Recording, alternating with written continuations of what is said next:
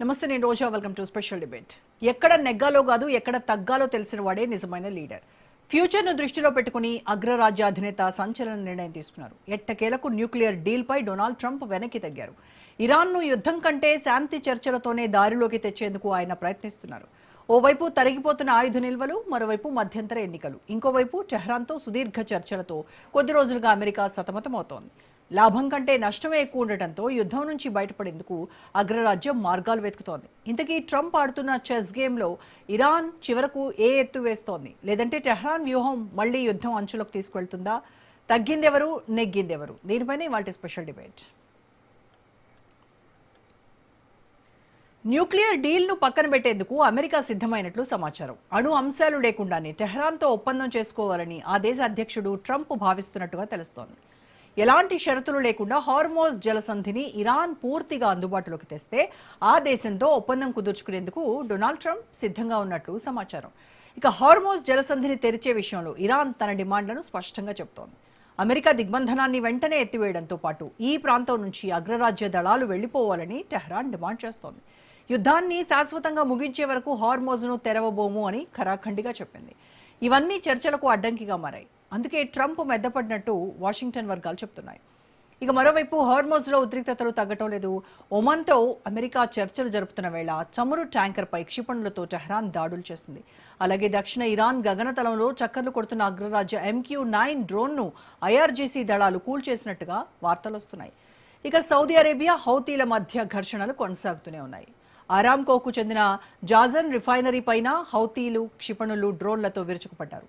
తాజాగా పాకిస్తాన్, తుర్కీ, Saudi Arabia మక్కా ఒప్పందం కుదుర్చుకున్నాయి. ఏ ఒక్క దేశంపై దాడి జరిగినా దాన్ని మిగిలిన 2 దేశాలపైన దాడిగా పరిగణించి కలిసికట్టుగా ఎదురు తిరుగుతారు. డీల్ కుదుర్చుకున్న కొన్ని రోజుల్లోనే హౌతీలు సౌదీపై దాడులు చేయడం ఉత్కంఠ రేపుతోంది. అణు కార్యక్రమం చుట్టూ మొదలైన వివాదం ఆంక్షలు, చమురు ఎగుమతులు, ప్రాంతీయ ఆధిపత్య పోరు వరకు విస్తరించింది. ప్రపంచ చమురు రవాణాలో అత్యంత కీలకమైన హార్మోజ్ జలమార్గం ఉద్రిక్తతలకు కేంద్రంగా మారింది. ఇరాన్పై కఠిన చర్యలు తప్పవని హెచ్చరించిన ట్రంప్ మెత్తబడ్డం వెనుక వ్యూహాత్మక కారణాలు ఉన్నాయని విశ్లేషకులు భావిస్తున్నారు. యుద్ధం వల్ల అమెరికాపై పడే ఆర్థిక, రాజకీయ ప్రభావాలను అంచనా వేసుకుంటూనే ఒత్తిడి ద్వారా ఫలితం సాధించాలని ఆయన ప్రయత్నిస్తున్నట్టుగా తెలుస్తోంది. ట్రంప్ విదేశాంగ విధానంలో మార్పు కొత్తది కాదు. ప్రత్యర్థి దేశాలపై గరిష్ట ఒత్తిడి తీసుకురావడం, ఆ తర్వాత చర్చలకు మార్గం సుగమం చేయడంలో ఆయన దిట్ట. ఇరాన్ విషయంలోనూ ఇదే వ్యూహాన్ని అనుసరిస్తున్నట్టుగా కనిపిస్తోంది. ఇదే అంశానికి సంబంధించి పూర్తి విశ్లేషణ అందించడానికి మనతో జాయిన్ అవుతున్నారు senior journalist and senior analyst Pentapati Pullarao గారు. పుల్లారావు గారు, నమస్కారం సార్. నమస్కారం. పుల్లారావు గారు, న్యూక్లియర్ డీల్ అంశాలను కూడా పక్కన పెట్టి ట్రంప్ కేవలం ఈ స్ట్రైట్ ఆఫ్ హార్మోజ్ను తెరవడమే లక్ష్యంగా పెట్టుకున్నాడు అనంటే దీని వెనకాల అమెరికాలో ఉన్నటువంటి ఏ పొలిటికల్ అండ్ ఎకానమిక్ రీజన్స్ కారణమై ఉండొచ్చు అంటారు? ఒకటి, ఇప్పుడు చాలామంది పెద్ద పెద్ద వాళ్ళు, పెద్ద మీడియా అనలిస్ట్స్ అందరూ ఒక కన్క్లూషన్కి వచ్చారు, ఒక నిర్ణయానికి. మూడు ఆప్షన్స్ ఉన్నాయి డొనాల్డ్ ట్రంప్. ఒకటి, అనౌన్స్ చేసి మేము గెలిచాం అని వెళ్ళిపోవటం అంతే. రెండోది, ఇంకా బాంబులు చేసేసి ఇంకా అల్లరి చేసి ఆ లైన్ మీద వెళ్తాం, రెండో ఆప్షన్.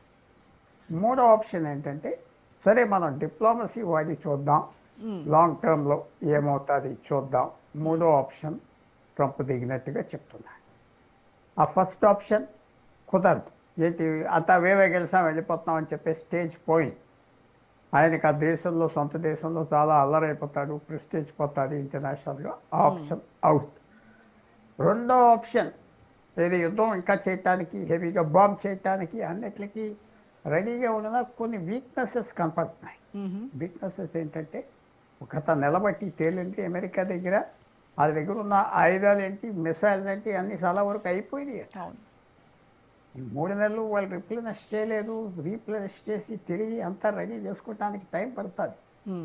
ఎందుకంటే వేల మిసైల్స్ వాడాలి. మీరు ప్రతి డ్రోన్కి ఒక మిసైల్ వాడుతున్నారంటే వేల మిసైల్స్ కావాలి. ఆ కెపాసిటీ లేదు. సరే, ట్రంప్ ఏమన్నాడంటే పెద్ద మిసైల్స్ లేవు, చిన్నవి ఉన్నాయి, అన్నీ కరెక్టే, కానీ భయం మాత్రం వచ్చాయి. అన్ని మిసైల్స్ వాడేశాక ఇంకా వాళ్ళు ఓన్ డిఫెన్స్ పోతుంది కదా. సో ఆ ఆప్షన్కి భయపడతారు. మూడోది తప్పు లేదు. మూడోది అనుభవం మీద చేసిన నిర్ణయం. ఒకనప్పుడు 1965లో వియత్నాంలో జాన్సన్ అనే వ్యక్తి ప్రెసిడెంట్గా ఉన్నప్పుడు 2-3 లక్షల సైనికులు వియత్నాంలో ఉన్నారు. ఆయనకి అర్థమైంది ఏంటంటే మనం ఓడిపోతాం, కానీ మనం వదిలి వెళ్ళలేం. సో తప్పదు, ఇంకా సైనికులు పెంచమని పెంచారు. వేల మంది అమెరికన్స్ చచ్చిపోయారు. 10 సంవత్సరాలు యుద్ధం జరిగింది. అలాగే ఇరాక్లో కూడా జరిగింది. ఆ స్టేజ్కి వచ్చారు ఈవేళ అమెరికా. ఏ స్టేజ్కి? యుద్ధం పెంచాలంటే గ్రౌండ్ ట్రూప్స్ పంపాలి. గ్రౌండ్ ట్రూప్స్ పంపితే 10 మంది చచ్చిపోతారో, 1000 మంది చచ్చిపోతారో, 5000 చచ్చిపోతారో అమెరికా టెన్షన్ తీసుకోలేదు. సో దాని మీద అనుభవం మీద మనం డిప్లొమసీ మీద వెళ్దాం, కొంపేం ములుగుతుంది, అది తీసుకోవటం మంచి నిర్ణయం.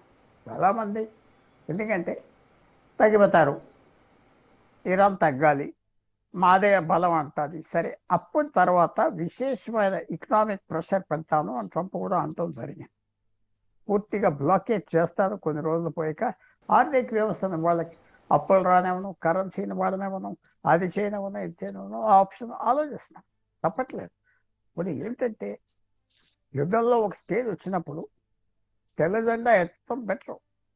కొన్ని రోజులే మనం ఓడిపోయామంటారు, మళ్ళీ రీకూప్ అయిపోవచ్చు. ఈ 4.5 సంవత్సరాల్లో చూసింది యుక్రెయిన్ రష్యా పౌరుషం మీద, ప్రెస్టీజ్ మీద రష్యా తగ్గలేదు. డొనాల్డ్ ట్రంప్ ప్రెసిడెంట్ అయినప్పుడు తగ్గిపోయి ఉంటే రష్యాకి గొడవ లేదే. సో నా వ్యూ ఏంటంటే తెల్ల జెండా చూపెడతాం అంటే తగ్గిపోవటం, ఎంత నొప్పి అయినా అదొక సొల్యూషన్. ఏమవుతుంది? ఏదో కొంచెం రోజులు పరుగు పోతాయి, తర్వాత మళ్ళీ తేలుకోవచ్చు, మళ్ళీ డబ్బులు వస్తాయి, మళ్ళీ గొడవలు చేయొచ్చు, మళ్ళీ అని చేయొచ్చు. ఆ ఆప్షన్ మీద డొనాల్డ్ ట్రంప్ ఆలోచిస్తున్నాడు. చాలామంది విశేషంగా యుఎస్ మిలిటరీ గత 15 రోజుల్లో చాలా పెద్ద థింక్ ట్యాంక్స్కి, మిలిటరీ ఎక్స్పర్ట్స్కి మెసేజ్ పంపారు. మీ అభిప్రాయాలు చెప్పండి, ఇంకా మనం ఏం చేయొచ్చు. ఎందుకంటే వాళ్ళు కూడా ఐడియాస్ ఉనిపోయింది. దాంతోపాటు ఆర్మీ చీఫ్ జనరల్ కేన్ ఏమన్నాడంటే, అతను లాబీ చేస్తున్నాడు, యుద్ధం మనకొద్దు, ఇంకా నా డ్యూటీ చెప్పటం, ఊరికనే ఈవేళ ఓడిపోయాని చెప్పుకొని తప్పుకోవటం బెటరా, ఒక 3 నెలల తర్వాత 1000 మంది చచ్చిపోయాక $1,000 బిలియన్ ఖర్చు పెట్టాక మంచిదా. సో ఇవాళ తగ్గిపోతాం అని చెప్తున్నా. సో హ్యూమన్ అంటే ఆల్టర్నేటివ్ ఆప్షన్ లేదు. బెస్ట్ ఆఫ్ ద వర్స్ట్ ఉన్న అన్నిటికంటే ఇది బెస్ట్ ఆప్షన్. ఈ ఇరాన్ని లొంగేయటం కష్టమైంది, ఎందుకంటే కొన్ని కారణాల వల్ల. అక్కడ వాళ్ళకి గవర్నమెంట్ ఎవరిని లెక్క పెట్టకుండా ఉన్నారు కాబట్టి కుదరట్లేదు. అమెరికా కూడా తప్పు క్యాల్కులేషన్ వేసింది, యుద్ధం ఇలా చేయకుండా ఇంకో రకంగా చేయవలసింది. అది తిరిగి వెనక చూస్తే అన్ని మంచి ఐడియాలు వస్తాయి. ఈవేళ పరిస్థితికి అది ఒక మంచి ఆప్షన్గా ఆలోచిస్తుంది. కావాల్సినవన్నీ ఇద్దాం, ఈవేళ మన ట్రాప్ నుంచి బయటకు వచ్చేద్దాం. హార్మోజ్ ట్రాప్లో పడ్డాం. హార్మోజ్ ట్రాప్ అంటే ఎన్ని నేవీలు, ఎన్ని షిప్స్ ఉన్నదా, ఇరాన్ ఒక చిన్న డ్రోన్ పంపించి ఒక వాడ మీద పేల్చేస్తే అయిపోయింది. మళ్ళీ అంత టెన్షన్, ఎవరు వాళ్ళు రావు. సో ఈజీగా పాస్ చేసేవాడికి చేయవచ్చు. అందువల్ల అది ట్రంప్ హ్యూమన్ ఈవేళ వర్స్ట్ ఆప్షన్ కాకుండా బెస్ట్ ఆఫ్ ద వర్స్ట్, చెడ్డలో ఏది మంచిగా ఉంటే అది సెలెక్ట్ చేస్తాం.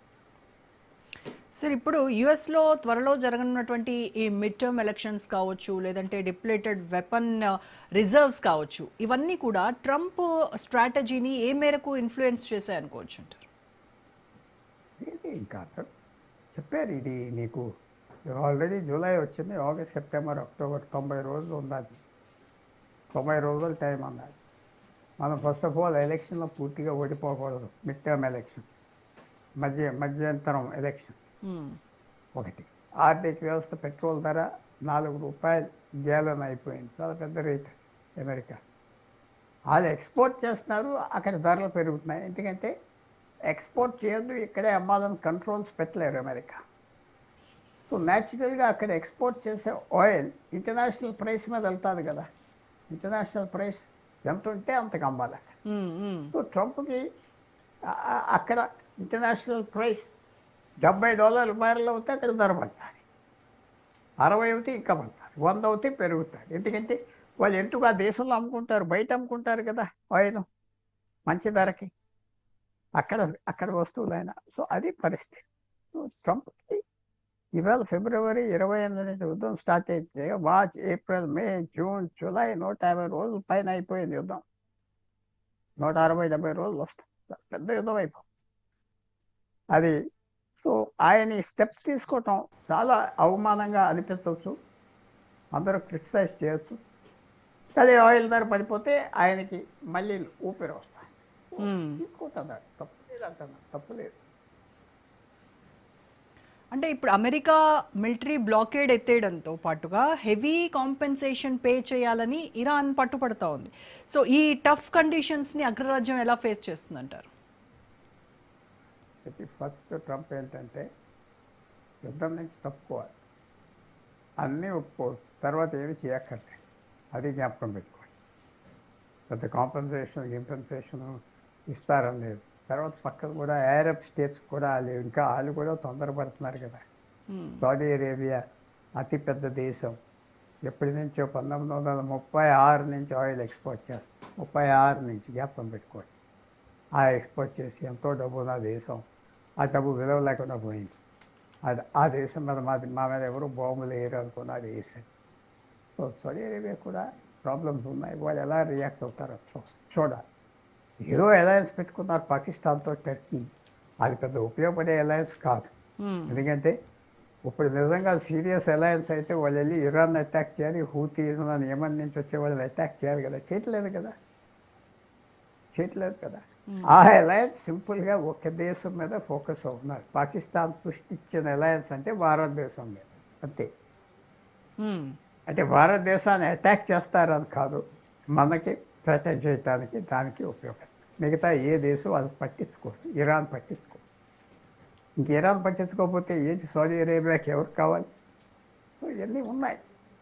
సో ట్రంప్ అడుగు వెనక్కి తీసుకుంటున్నాడంటే ఆయన ప్రాబ్లం అది. ఆయన సొంతంగా నిర్ణయాలు తీసుకుంటాడు, ఎవడని ఒక నిర్ణయానికి వచ్చాడు. ఎక్స్పర్ట్స్తో మాట్లాడాడు, చాలామంది ఎక్స్పర్ట్స్ మొదలు యుద్ధానికి వెళ్ళిపోదాం అన్నారు, ఇప్పుడు వద్దంటున్నారు.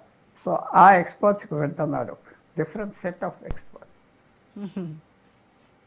ఇజ్రాయెల్తో లింక్ అయిన వాళ్ళు కాదు, వేరే వాళ్ళు. ఓకే. అండ్ సార్ ఇప్పుడేమో ఓవైపు ఒమాన్తో యుఎస్ చర్చలు జరుపుతూ ఉంది ఇటువైపు, మరోవైపు చూస్తేనేమో ఆయిల్ ట్యాంకర్స్ పైన మిజైల్ అటాక్స్ జరగడము, అంటే ఇరాన్ ఫాలో అవుతున్నటువంటి డబుల్ గేమ్కి ఇది ఒక ఎగ్జాంపుల్ అనుకోవచ్చా సార్? ఇరాన్ పూర్తిగా ఏమిటంటే అమెరికన్ డిమాండ్ చేస్తుంది, ఓడిపోయారని చెప్పేస్తుంది. తర్వాత ఏంటి, ఒమాన్ దగ్గర నుంచి రూట్ ఉన్నది,